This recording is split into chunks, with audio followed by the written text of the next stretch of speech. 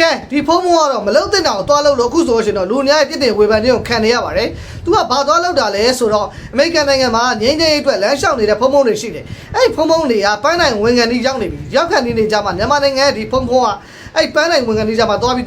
तू နဲ့တူဒီအောက်ဆူလန်တူသွားရောတယ်။သွားရောတော့နှမ်းကျူးတလို့တက်သွားပါတော့။အဲ့မှာဒီပင်မရှိနေဖုံးဖုံးတွေကဘာမှမပြောပေမဲ့ဘေးမှာဝင်းရထားတဲ့လူတွေကမလိုက်နဲ့ဆိုတွန်း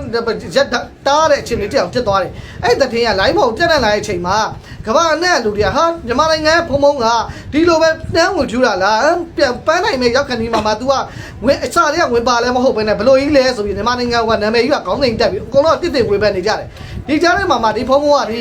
မက်သီလာရှင်ဝုံဝုံရုပ်ပေးတာတို့ဘာတို့နောက်ပြီးတော့ရှင်နိုင်ငံရေးနဲ့ညီချိုးတာတို့အဲ့ကိစ္စတွေလည်းရှိသေးတယ်အဲ့ကိစ္စတွေရှိနေတဲ့ဒီကိစ္စကြီးတော်တော်ကြီးပေါ့နော်ခိုးလေးကြော်ဖြစ်နေရပါနိုင်ငံရေးသတင်းတွေဘက်မှာလည်းဒီဖုံဖုံကြောင့်တစ်တစ်ဝေဖန်နေကြတယ်ဒီဖုံဖုံဘက်ကလူတွေကပြောတာကြောင့်လည်းတင်ငန်းရှိနေတဲ့ဖုံကြီးကိုမင်းတို့ကဝေဖန်ကြမင်းတို့ငရဲကြီးမှလို့ပြောတယ်ဒါပေမဲ့လူတာမန်အနေနဲ့တော့ပေါ့နော်တန်းစီသွားတဲ့အရာတစ်ခုကို